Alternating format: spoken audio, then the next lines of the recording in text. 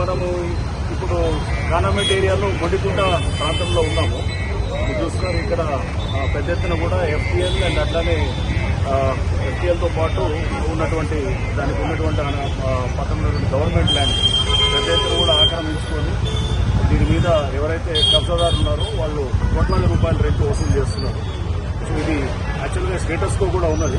Status quo ఉన్నా కానీ కూడా వీళ్ళు ఎక్కడికక్కడ షెడ్లు మీరు చూశారు, చాలా షెడ్లు వేసి దాని నుంచి పెద్ద ఎత్తున కూడా చేస్తూ ఇది ఎఫ్టీఎల్ దీంట్లో ఫిల్అప్ అవుతుంది. అంటే చెరువును కూడా క్రమేపీ ఆక్రమించుకుంటూ వెళ్తున్నారు.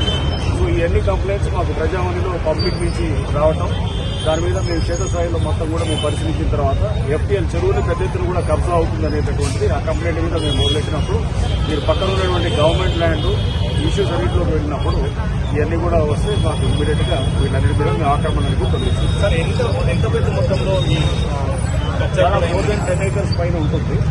సో మొత్తం కలిపి మోర్ దెన్ 10 acres ఉంటుంది. సో ఇక్కడ చాలా valuable land. I think more than around చూస్తే ఇక్కడ మోర్ దెన్ 170-180 crores ఉండొచ్చు, 150 crores పైన. వాళ్ళ లెక్క వేసినా కానీ కూడా it is around 1500 to 2000 crores మధ్యలో ఉండే ప్రాపర్టీ. కబ్జా చేసిన వాళ్ళు ఏం చేస్తున్నారు సార్? రెట్లు వేసి అన్ని రెట్లకి ఇచ్చారు. సో దీంట్లో పెద్ద ఎత్తున ఎవ్రీ మంత్ కోట్ల రూపాయల రేట్లు కూడా ఉన్నాయి. సో ఇది ఈ కంప్లైంట్స్ అనే నేపథ్యంలో వీళ్ళు ఎంక్రోజ్ అవుతున్నారు, చెరువులో కూడా ఎంక్రోజ్ అవుతున్నారు. పెద్ద ఎత్తున బిల్డింగ్ జరగడం జరుగుతుంది. అండ్ షెడ్లు కూడా కోర్టు ఆర్డర్స్ కూడా వైలేట్ చేసి చేస్తున్నారు. ఈ నేపథ్యంలో కూడా చేస్తున్నారు. టెంపుల్ చైర్లను ఇక్కడ ఏదైతే ఉందో సమయం ఇదంతా చెరువుల్లోకి వచ్చి చేసిన దానికి వాళ్ళకి ఎటువంటి పర్మిషన్స్ లేవు, ఎటువంటి లేకుండా కోర్టు ఉత్తర్వులు ఉల్లంఘించి చేస్తున్నారు. సో ఈ నేపథ్యంలో మేము యాక్షన్ చేస్తాం. సార్ నెక్స్ట్ ఏరియా ఏం చేయబోతుంది? ఈ ఏరియా తప్పకుండా అండి అది గవర్నమెంట్ ల్యాండ్ అవుతుంది. గవర్నమెంట్ తప్పకుండా దాన్ని గవర్నమెంట్ టేక్ ఓవర్ చేసి ప్రజా అవసరాల కోసం ఇది ఖచ్చితంగా వాడుతుంది. టెంపుల్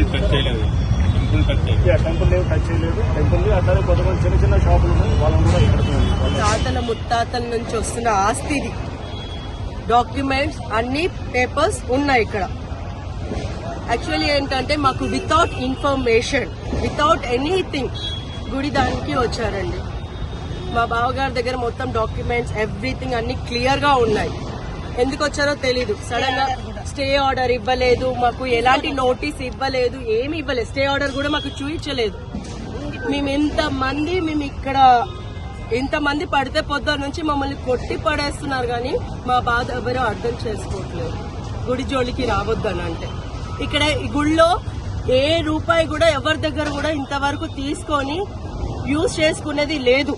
ఇక్కడ ఏదైనా ఉంటే వాళ్ళకి చేతినైనా సాయం చేశారు, పేద ప్రజలకి భోజనాలు పెట్టారు, చదివిస్తున్నారు పిల్లల్ని, పేద ప్రజలకి సాయంగా ఉన్నారు. ఇక్కడ ఎవరు కమర్షియల్ కోసమో దేనికోసమో హోదా కోసమో కట్టలేదు ఈ గుడి. ఈ గుడి కట్టింది కేవలం మనస్సాక్షి కోసం, దేవుడి కోసము, ప్రజల కోసం మాత్రమే. అలాంటి గుడి మీదికి ఈ హైడ్రా వస్తే దానికి సమాధానం ఎవరు చెప్పాలి? ఎవరు మాకు సాధిస్తా చెప్పండి. పొద్దున్న నుంచి ఇంతవరకు ఉన్నాము, అందరూ హిందూయిజం అంటారు. ఇన్ని లైవ్లు పెట్టినా ఈ రోజు వరకు సపోర్ట్ చేయడానికి ఇక్కడికి ఒక్కళ్ళు కూడా రాలేదు మాకు సపోర్ట్ చేయడానికి.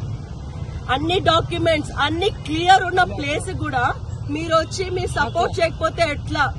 మీ నమ్మే దేవుడిని కూల్చడానికి వచ్చినా కూడా మీ అందరు సపోర్ట్ చేయకపోతే ఇంకెట్లా చెప్పండి? పొద్దున్న నుంచి వితౌట్ ఇన్ఫర్మేషన్, వితౌట్ ఎనీథింగ్, ఏమీ లేకుండా వచ్చి కూల్ చేసే మీ ఇష్టం వచ్చిన వాళ్ళందరినీ తీసి పడేసి కొట్టేసి రక్తాలు వచ్చేటట్టు. పాపం చిన్న పిల్లలు ఉన్న వాళ్ళ ఇల్లులు కూడా కూల్ చేశారండి. వాళ్ళు ఎక్కడికి వెళ్తారు? వాళ్ళ పూజ చేసుకొని పాపం దేవుడి మీద పువ్వులు అమ్ముకోనో కొబ్బరికాయలు అమ్ముకోనో బతికే వాళ్ళది కూల్చితే వాళ్ళకి ఏమొస్తుంది? హైదరాబాద్కి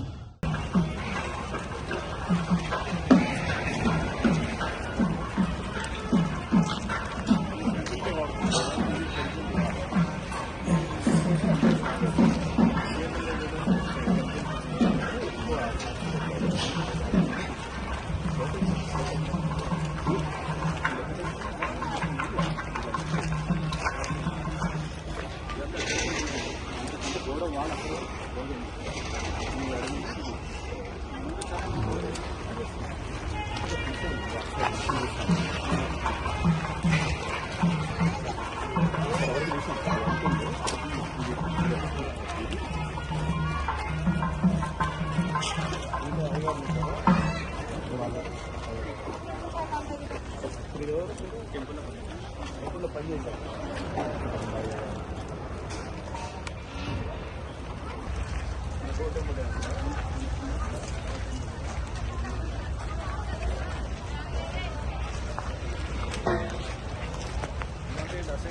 మంచి ఎప్పుడు